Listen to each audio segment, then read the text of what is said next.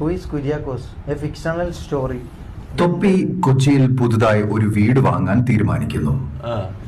ശേഷം ആ വീടിനടുത്തുള്ള നാട്ടുകാരോടുമായി ആ വീടിനെ പറ്റി അന്വേഷിക്കുന്നു.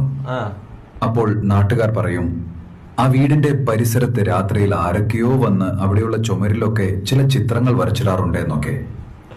പക്ഷെ അതൊന്നും വകവെക്കാതെ തൊപ്പി ആ വീട് വാങ്ങാൻ തയ്യാറാവുന്നു. അങ്ങനെ തൊപ്പി ആ വീട് വാങ്ങി തൊപ്പിയുടെ ഗ്യാങ്ങിനെയും കൂട്ടി ആ വീട്ടിലേക്ക് താമസം തുടങ്ങുന്നു. അവിടെ നിന്ന് തൊപ്പി സാധാരണ പോലെ ലൈവൊക്കെ ചെയ്ത് അടിപൊളിയായി താമസിച്ചു കൂടുന്നു.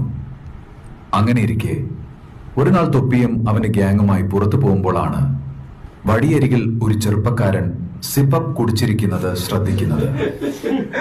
പിന്നീട് പല തവണയാ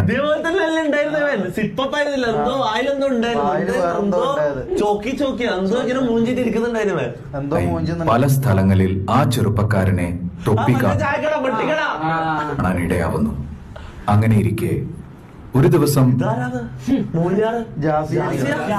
തൊപ്പി ലൈവ് ചെയ്യുന്നതിന്റെ ഇടയിൽ വീട്ടിലെ കാളിംഗ് ബെൽ ശബ്ദം കേൾക്കുന്നു. വാതിൽ തുറന്നു നോക്കിയപ്പോൾ ആ ചെറുപ്പക്കാരൻ തന്റെ വീട്ടിൽ വന്നിരിക്കുന്നു.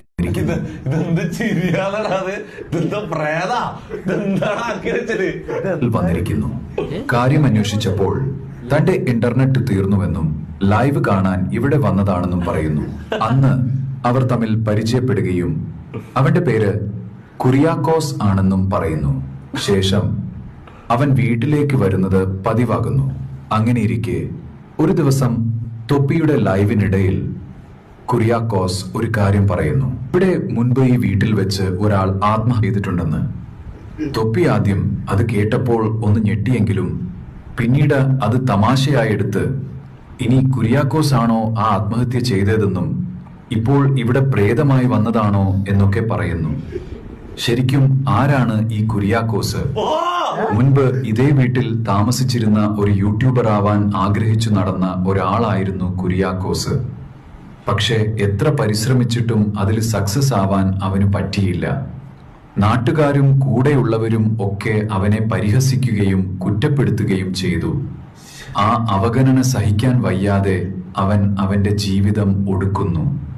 പിന്നീട് അവനൊരു പ്രേതമായി വന്ന് ആ വീടിന് ചുറ്റി പറ്റി നടക്കുകയായിരുന്നു കുറിയാക്കോസ്.